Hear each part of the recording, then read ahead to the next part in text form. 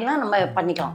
அதே போல் இப்போ சூடு ஆயிடுச்சு உடம்பே, சில பேருக்கெல்லாம் தொட்டாலே தெரியும். இன்னொன்று ஒருத்தர் நம்ம நார்மலாக இருக்கோம், அவங்க சூட்டான உடம்புக்காரங்களை தொடும்போதே தெரியும் அவங்க அப்படி சூடாக இருப்பாங்க உடம்பு. அதே ஜீரக தண்ணி காய்ச்சி வச்சுட்டு 3 மாசி கேரளா குளிர்ந்த பிரதேசம் தான், ஆனால் அவங்க சூடு இல்லாமல் முடியெல்லாம் கூட வளர்ந்து நல்லா அழகாக இருப்பாங்க. அதுக்கு மெயின் ரீசனே அவங்க எல்லா வீட்லேயும் சீரக தண்ணி இல்லாமல் இருக்கவே இருக்காது. பார்லியை சாப்பிட்டுட்டு அந்த பார்லி வாட்டரை குடிச்சிட்டு அந்த பார்லியும் நம்ம சாப்பிடலாம். அது நல்லா தான் இருக்கும், ஒரு மாதிரி கொஞ்சம் கடிக்கிற மாதிரி இருக்கும், ஆனால் நல்லது தான். அந்த பார்லி வாட்டரையும் அப்படி சாப்பிட்டுட்டே தான். வெல்லம் தான் இதுக்கு நல்லது. அப்படி இல்லைன்னா தேன் விட்டுக்கலாம். தேனை விட்டிங்கன்னா இதை அப்படியே தேனை ஒரு அரை பாட்டிலுக்கு தண்ணி விட்டுட்டு இது எவ்வளோ இருக்கோ அதுக்கு தகுந்த மாதிரி, அதாவது இதை பாட்டில் போட்டுட்டு சாப்பிட்டுட்டே வந்தாங்கன்னா அவங்க அழகாகவும் இருப்பாங்க, அவங்களுக்கு ஜீரண சக்தியெல்லாம் நல்லாவே இருக்கும். அது கூடவே கண் பார்வை நல்லாயிருக்கும், தலைமுடி நல்லா வளரும், ஸ்கின் ரொம்ப அழகாக இருக்கும். பேரண்ட்ஸாக இருக்கிறவா செஞ்சு வைக்கணும், பேரண்ட்ஸே அவங்களுக்கே அவங்க செஞ்சுக்கலாம். இதெல்லாம் ஒரு நாள் எடுத்தாங்கனாலே போதும். இந்த மாதிரி நிறையா விஷயங்களை நம்ம செஞ்சு வச்சுட்டு அதை ரெகுலராக 6 மாதத்துக்கு நம்ம ஃபாலோ பண்ண முடியும்.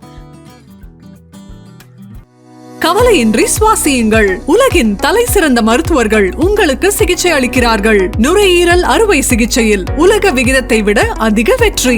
நீங்கள் புகைப்பிடிக்கும் பழக்கம் உள்ளவரா? ஆண்டுக்கு ஒரு முறை லோ டோஸ் சிடி ஸ்கேனில் பரிசோதித்து உங்களையும் உங்கள் குடும்பத்தாரின் பாதுகாப்பை உறுதி செய்து கொள்ளுங்கள். ரூபாய் 5000 மதிப்புள்ள பரிசோதனை ரூபாய் 2500 மட்டுமே. தங்கம் மருத்துவமனை, நாமக்கல் மற்றும் கான்பூர். வணக்கம் மக்களே, welcome to king TV. So நம்ம கூட பத்மா மாமி இருக்காங்க. இயற்கை ரீதியா நிறைய விஷயங்கள் நமக்கு டிப்ஸ் கொடுத்துட்டு இருக்காங்க. ஸோ அந்த வகையில இன்னைக்கு நம்ம எதை பத்தி பார்க்க போறோம் அப்படின்னா, உடல் சூடு. இது நிறைய பேருக்கு வருது. சில பேர் சொல்லுவாங்க லாங் பைக் டிராவல் பண்ணா உடல் சூடாயிடுது அப்படின்வாங்க. சில பேருக்கு உணவு பழக்க முறையால கூட உடல் சூடு அதிகமாகுது அப்படின்வாங்க. என்ன வேணா காரணம் இருக்கலாம். உடல் சூட்டை நம்ம எப்படி இயற்கையான முறையில தணிக்கிறது அப்படின்றத பத்தி தான் பார்க்க போறோம். வணக்கம் மாமி. வணக்கம். சோ அதாவது உடல் சூடை குறைக்கிறதுக்கு சூப்பரான ஒரு டிப்ஸ் சொல்லுங்க பாப்போம். முதல்ல உடல் சூடே வராம நம்ம வச்சுக்கலாம். எப்படின்னா, நம்ம ஒரே இடத்துல உட்காந்து வேலை செய்யறவங்களா இருந்தா கொஞ்சம் நடுப்புற எழுந்து நடக்கலாம். அதே போல நம்ம சாப்பிட்ற இது மசாலாலாம் அதிகமாக சாப்பிடாம, ரொம்ப காரங்கள் சாப்பிடாம அப்படிலாம் இருந்தாலும் அந்த உடல் சூடு. அதே போல தண்ணி நிறைய குடிக்கணும். நிறையானா அதுக்குன்னு குடங்குடமாக குளிக்கணும்னு இல்லை. ஒரு மனுஷா ஒரு நாளைக்கு ஒரு 3 லிட்டராவது குறைஞ்சது குடிக்கணும். அதுக்கு மேலே கொஞ்சம் குடிக்கலாம், ஆனால் அந்த குறைஞ்சபட்சம் 3 லிட்டராவது குடிக்கணும். அதை எப்படி வேணாலும் சாப்பிடலாம். அந்த மாதிரிலாம் வச்சுக்கிட்டோம்னா, அதே போல் வாரத்தில் 2 நாள் அல்லது 1 நாளாவது அல்லது 15 டேஸ்க்கு ஒன்ஸாவது நம்ம எண்ணெய் தேய்ச்சி குளிக்கிறதுங்கிறத வச்சுக்கணும். அதை செய்கிறதே கிடையாது. இப்போ எண்ணெய் தேய்ச்சி குளிக்கலன்னா என்னென்னே தெரியாமல் இருக்காங்க. அது ரொம்ப ரொம்ப கெடுதல் பல விஷயங்களுக்கு. இதுக்கு மட்டும் இல்லை, சூட்டை தணிக்கிறதுங்கிறது இல்லை. அந்த மாதிரி வரதே, அந்த மாதிரி தேய்ச்சிக்காமல் இருக்கிறதே பெரிய விஷயந்தான். அது பல நோய்களை உண்டு பண்ணும். அந்த மாதிரி தொப்புள்லேயும் நல்லெண்ணெய் வைக்கலாம். ஒரு 2 சொட்டு எண்ணெய் வச்சா அதுவும் சூட்டை தணிக்கும் தான். இப்போ சில குழந்தைகள்லாம் நம்ம குழந்தையெல்லாம் அழுதுண்டே வரும், வலிக்கிறது, தொப்பையை வலிக்கிறது அப்படின்னு சொல்லிட்டு. அதுங்களுக்கு சொல்ல தெரியாது, ஆனால் அவங்களுக்கு நிஜமாவே சூட்டுனால தான் அந்த மாதிரி வலிக்கும். அதே போல் கொழுக்குன்னு போவாங்க இந்த மோஷன், அப்பவும் நம்ம தெரிஞ்சுக்கலாம். அப்போல்லாம் இந்த ஒன்றுமே இல்லை பாருங்கள், சிம்பிளாக அப்படியே ஆச்சரியப்படுற மாதிரி அந்த 2 சொட்டு எண்ணெயை நல்லெண்ணெயை அதில் வச்சுட்டோன்னாலே போதும், அவ்வளோ நல்லா ஆயிடுவாங்க. வலி இருக்காது, அழுகையை நிறுத்திடுவாங்க. இந்த மாதிரிலாம் நம்ம பண்ணிக்கலாம். அதே போல் இப்போ சூடு ஆயிடுச்சு உடம்பே, சில பேருக்கெல்லாம் தொட்டாலே தெரியும். இன்னொன்று ஒருத்தர் நம்ம நார்மலாக இருக்கோம், அவங்க சூட்டான உடம்புக்காரங்களை தொடும்போதே தெரியும் அவங்க அப்படி சூடாக இருப்பாங்க உடம்பு. அதே போல் உட்காந்து எழுந்துக்கிற இடம் சூடாக இருக்கும் அந்த பிளேஸ். அப்போ அந்த மாதிரிலாம் சூடு வரும். அந்த மாதிரி இருக்கிறவங்கலாம் அதிகமாக இளநீர் சாப்பிடலாம். மழை காலமாக இருந்தால் கூட கவலைப்பட வேண்டாம். சூப்பர். ஆமாம், வீட்லேயே இளநீர் கிடைச்சா கூட ரொம்ப நல்லது தான். இளநீருங்கிறது இப்போ ரொம்ப காஸ்ட்லியான ஒன்றா தான் இருக்குது. 50-80 ஆனால் இருந்தாலும் டாக்டர் கொடுக்குற ஃபீஸுக்கு அது பரவாயில்ல இல்லையா? அதனால இயற்கையும் கூட தினம் சாப்பிடாட்டியும் ஒரு 2 நாளைக்கு ஒரு தரம், வாரத்தில் ஒரு தரம் இப்படி குடிக்கலாம். அதுலேயே கூட வெந்தயத்தை போட்டு, அதாவது மேலே கட் பண்ணிவிட்டு வெந்தயத்தை போட்டு மூடி வச்சுட்டு அது கொஞ்சம் ஊறின பிறகு கூட அந்த வெந்தயத்தோடு அதையும் அந்த இளநீரையும் சாப்பிட்லாம். அது உள்ளுக்குள்ளே இருக்கிற அந்த இளநீருடைய காயையும் அப்படியே சாப்பிடலாம். அந்த மாதிரி பதநீர் சாப்பிடலாம். இந்த மாதிரி ஐட்டங்கள்லாம் அடிக்கடி எடுத்துகிட்டே வந்தாங்கன்னா நல்லாயிருக்கும். அதே மாதிரி ஜீரக தண்ணி காய்ச்சி வச்சுட்டு 3 மாசி கேரளா குளிர்ந்த பிரதேசம் தான், ஆனால் அவங்க சூடு இல்லாமல் முடியெல்லாம் கூட வளர்ந்து நல்லா அழகாக இருப்பாங்க. அதுக்கு மெயின் ரீசனே அவங்க எல்லா வீட்லேயும் சீரக தண்ணி இல்லாமல் இருக்கவே இருக்காது. அந்த சீரக தண்ணியை ஒரு நாளைக்கு 1 டம்ளராவது நம்ம குடிக்கலாம். அப்போ சூட்டு தணிச்சிடும், யூரினரி இன்ஃபெக்ஷன்லாம் வராமல் இருக்கும், எப்போவுமே நல்லாவே இருக்கும். அதனால அதையும் பண்ணலாம். இந்த மாதிரி ஐட்டங்கள்லாம் அடிக்கடி காஞ்ச திராட்சையை நம்ம வெளியிலலாம் போகிறோம், அப்போது நம்ம அட்லீஸ்ட் இளநீர் வாங்குறதுக்கு காசு இல்லாட்டி காஞ்ச திராட்சையை வாங்கி பாக்கெட்டில் வச்சுக்கலாம். அதை ஒரு 4-5 அப்பப்போ வாயில் போட்டு மெல்லலாம், அதுவும் நல்லது தான். அப்புறம் குழந்தைகளுக்கு கூட அதை நைட்லேயோ காலம்பரை மத்தியானமாக கொடுக்கலாம். காலம்பரை தண்ணியில் ஊற போட்டுட்டு, வெந்நீர் தண்ணியில் கொஞ்சம் சூடாக இருக்கிற தண்ணியில் போட்டு ஊற வச்சுட்டு, கொதிக்கலாம் விட வேண்டாம், ஊற வச்சுட்டு அது அப்படியே புஷ்ஷாக உப்பின்னு வரும், அதை நம்ம சாப்பிடலாம், குழந்தைக்கும் கொடுக்கலாம். அதே போல் பாதாம் பிசின் அப்படின்னு சொல்கிறது, அதை நைட்டு வந்து ஊற வச்சிடணும். அதை மறுநாள் காலம்புற பெரியவங்கள்லேருந்து சின்னவங்கலேருந்து பெரியவங்க வரைக்கும் எல்லாருமே சாப்பிடலாம். அதாவது ஒரு 4-5 வயசுக்கு பிறகு இருக்கிற குழந்தையிலேருந்து சாகிற வரைக்கும் 100 வயசு பாட்டியாக இருந்தால் கூட அந்த பாதாம் பிசினை ஊற வச்சு அந்த தண்ணியோட பிசினையும் கலந்துட்டு சாப்பிடலாம். அதே போல் மோரை வந்து நல்லா கரைக்கணும். தயிராக கெட்டியாக ருசிக்காக சாப்பிடக்கூடாது. அதை தண்ணியாக கரைச்சிட்டு அதில் லெமனை பொழிஞ்சிட்டு உப்பையும் போட்டு சீரகமும் போட்டு வெந்தயம் கடுகு இதெல்லாம் தாளித்து கொட்டி ஒரு பச்சை மிளகாலையும் 1/2 பச்சை மிளகா போடலாம், அரைச்சி கூட போடலாம். இன்னும் கேட்டால் கருவேப்பிலை கொத்தமல்லி இதெல்லாம் சேர்த்து அரைச்சி கூட அதில் போட்டு கலக்கிட்டு அதுக்கு பிறகும் சாப்பிடலாம். அப்படி சாப்பிட்டாலும் நம்ம உஷ்ணத்தை தணிச்சிடும் நல்லாவே. அப்புறம் பார்லி குடிக்கலாம், பார்லி வாட்டர் நைட்டு படுக்க போகிறதுக்கு முன்னால் பார்லி வாட்டர் சாப்பிட்டுட்டு படுக்கலாம். அல்லது காலம்பரை எழுந்த பிறகு பார்லி வாட்டர் சாப்பிடலாம். அப்படி பார்லியை சாப்பிட்டுட்டு அந்த பார்லி வாட்டரை குடிச்சிட்டு அந்த பார்லியையும் நம்ம சாப்பிடலாம். அது நல்லா தான் இருக்கும், ஒரு மாதிரி கொஞ்சம் கடிக்கிற மாதிரி இருக்கும், ஆனால் நல்லது தான். அந்த பார்லி வாட்டரையும் அப்படி சாப்பிட்டுட்டே வரலாம். இதெல்லாம் செஞ்சாலே நமக்கு சூடு தணிஞ்சிடும் கண்டிப்பாக, வேற எந்த பிரச்சனையுமே வராது. இந்த கண் எரிச்சல் அது இதுன்னு எதெல்லாம் சொல்கிறாங்க, தலை பாரமாக இருக்குது, அதுக்கு காரணம் வெறுத்து தலை பாரமாயிடும். அந்த மாதிரி அதுவும் சூட்டுனால தான், வேர்க்கிறதே சூட்டுனால தானே. அந்த மாதிரி இருக்கும்போது அதுவும் சரியாகும். ஓகே.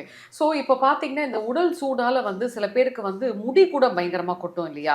நீங்கள் சொல்கிற இந்த விஷயத்தெல்லாம் ஃபாலோ பண்ணால் இந்த எந்த பிரச்சனையுமே வராதா? கண்டிப்பாக வராது. அப்படி நம்ம வந்து இதில் நெல்லிக்காய் கூட போட்டுக்கலாம், பெரிய நெல்லிக்காய் இருக்குது பார்த்தீங்களா, அதெல்லாம் சூட்டையும் தணிக்கும், தலைமுடியும் நல்லா வளரும், நல்லா ஹேர் நல்லாவே அடர்த்தியாகவும் இருக்கும், கருகருன்னு இருக்கும், அதனால நீட்டமாகவும் வளரும். அதனால் அந்த மாதிரியும் நம்ம சாப்பிடலாம். அந்த நெல்லிக்காவை சாதாரணமாகவே கூட வேக வச்சுட்டு உப்பு போட்டு வேக வச்சுட்டு தினம் ஒரு 1 2 இப்படி சாப்பிடலாம். இதெல்லாம் இப்போ நெல்லிக்காவை உப்பு ஊற போட்டு சாப்பிடலாம்.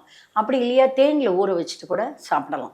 அந்த மாதிரி தேனிலெல்லாம் ஊற வச்சிங்கன்னா வருஷக்கணக்காக மாதக்கணக்காக இருக்கும், அதனால் கவலையே பட வேண்டாம். அதே போல் உப்பு போட்டு அதை வந்து குலுக்கி அதை ஊற வச்சிடணும். அடுப்பிலலாம் வைக்கவே வேண்டாம் நெல்லிக்காய். வேக வச்செல்லாம் உப்பு போடணும், அதெல்லாம் வேக வைக்கணும்லாம் அவசியம் இல்லை. அவசரம்னா கொஞ்சம் அது கூட வேக வைக்கணும் கிடையாது, நல்லா கொதிக்கிற தண்ணியை ஆஃப் பண்ணிவிட்டு அதில் இதை போட்டு உப்பையும் போட்டுட்டாலே போதும், கொஞ்சோண்டு மஞ்சள் பொடியும் போட்டுட்டா அடுத்து ஒரு 2-3 மணி நேரத்துக்குள்ளேயே அது தனித்தனியாக பிரிஞ்சு வர அந்த அளவுக்கு ஊறிடும். எவ்வளோ நேரம் ஊறணும் அந்த சுடு தண்ணியில்? அது இல்லை, அது ஆறுற வரைக்கும் இருந்தாலே போதும். அதுக்கு பிறகு அந்த தண்ணியோடையே தான் எடுத்து வச்சுக்கணும். அந்த பாட்டிலில் தான் போட்டு வைக்கணும். இதெல்லாம் பிளாஸ்டிக்லலாம் போடக்கூடாது, எவர் சில்வர் கண்டெய்னர்லாம் போடக்கூடாது. ஏன்னா அதெல்லாம் வந்து கெடுத்துரும், இதையும் கெடுத்துரும், அதுவும் கெட்டு போகும். அப்ப எதுல போட்டு வைக்கணும்? கண்ணாடி பாட்டில போடலாம், இல்லைன்னா ஜாடியில போடலாம். ஜாடியில போட்டாலும் மண் ஜாடி அல்லது மண்ணு கலவை மாதிரி இதெல்லாம் வச்சிருப்பாங்களே, அந்த மாதிரி இதில் போட்டு வைக்கலாம். ஆனால் டைட்டாக மூடி வைக்கிற பாத்திரமா இருக்கணும் எதாக இருந்தாலுமே. அந்த மாதிரி போட்டு வச்சு அதுலேருந்து எடுத்து தினம் 2 அது வெளியிலேயே வைக்கலாம். அதெல்லாம் இதுக்கெல்லாம் ஃப்ரிட்ஜெல்லாம் வேண்டாம். அந்த காலத்தை விட்டு இந்த காலம் வரைக்கும் செஞ்சுட்டே இருக்காங்க, எங்கேருந்து அதெல்லாம் வேணும்னு அவசியம் இல்லை. அதே போல் நார்த்தங்காவையும் உப்பு போட்டு ஊற வச்சு அப்பப்போ வாயில் போட்டுக்கலாம். அதே போல் எலுமிச்சம்பழத்தை 4ஆக வெட்டிட்டு 4ஆவோ 8ஆவோ உங்களால் எப்படி முடியுமோ அப்படி வெட்டிட்டு உப்பு போட்டு அதெல்லாம் வேகவே வைக்க வேண்டாம். ஒரு பாட்டிலில் கொள்கிற அளவில் போட்டுட்டு உப்பையும் போட்டுட்டு நல்லா குலுக்கி வச்சுருங்க. ஒரு 2-3 நாள்லேயே அது ஊறிடும், நல்லாவே தெரியும் ஊறிடுதுன்னு.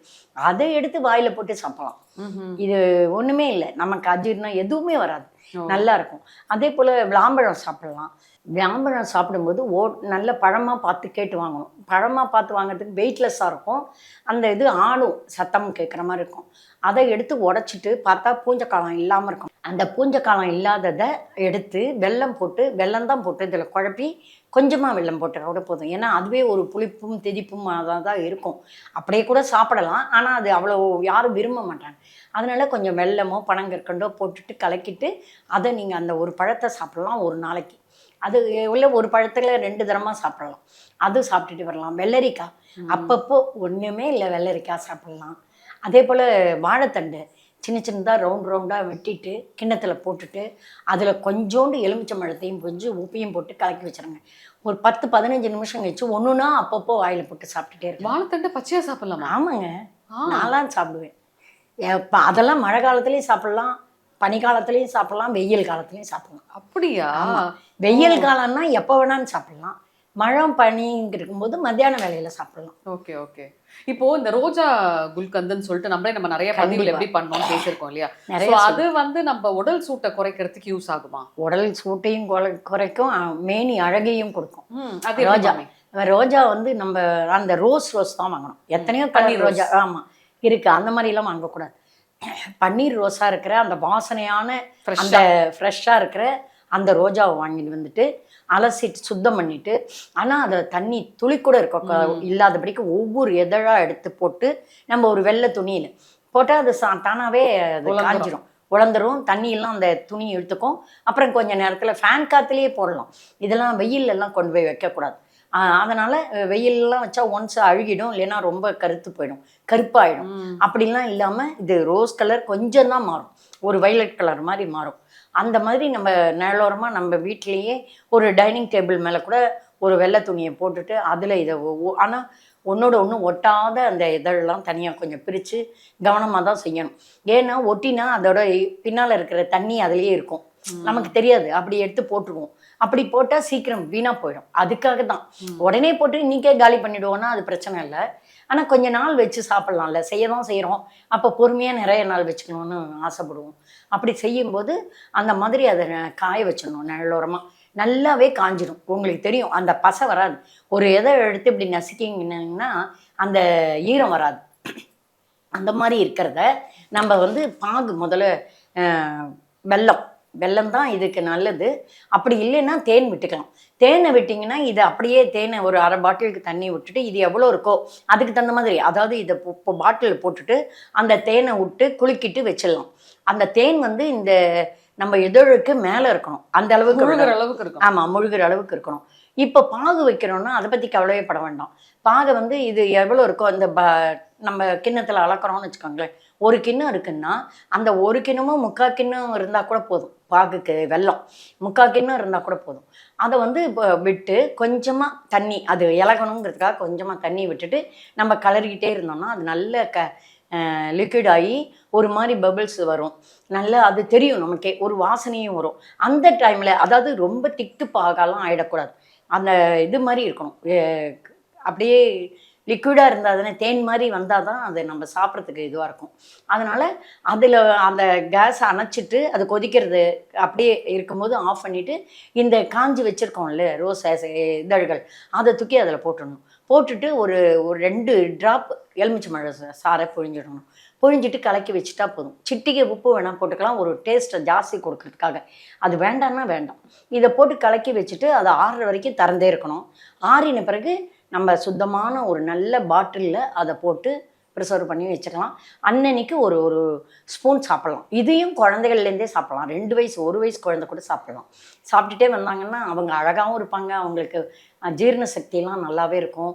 அது கூடவே கண் பார்வை நல்லாயிருக்கும், தலைமுடி நல்லா வளரும், ஸ்கின் ரொம்ப அழகாக இருக்கும், உதடெல்லாம் ரோசி லிப்ஸாக இருக்கும், லிப்டிக்கே போட வேண்டாம், அவ்வளோ அழகாக இருப்பாங்க தானாகவே. அது இயற்கையாகவே இதெல்லாம் தொடர்ந்து செஞ்சுட்டே வந்தால், ஒரு நாளைக்கு செஞ்சுட்டு உடனே சொல்லுவாங்கள்ல அரச மரத்தை சுற்றி வந்துட்டு அடி வயிற்றை தொட்டு பார்த்துட்டாலாம், அந்த மாதிரி பண்ணக்கூடாது.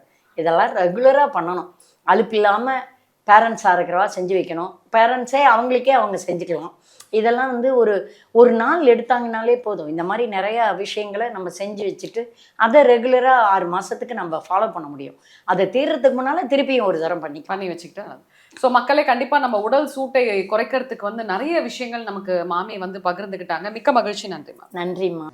கவலையின்றி சுவாசியுங்கள். உலகின் தலை சிறந்த மருத்துவர்கள் உங்களுக்கு சிகிச்சை அளிக்கிறார்கள். நுரையீரல் அறுவை சிகிச்சையில் உலக விகிதத்தை விட அதிக வெற்றி. நீங்கள் புகைப்பிடிக்கும் பழக்கம் உள்ளவரா? ஆண்டுக்கு ஒரு முறை லோ டோஸ் சிடி ஸ்கேனில் பரிசோதித்து உங்களையும் உங்கள் குடும்பத்தாரின் பாதுகாப்பை உறுதி செய்து கொள்ளுங்கள். ரூபாய் 5000 மதிப்புள்ள பரிசோதனை ரூபாய் 2500 மட்டுமே. தங்கம் மருத்துவமனை, நாமக்கல் மற்றும் கான்பூர்.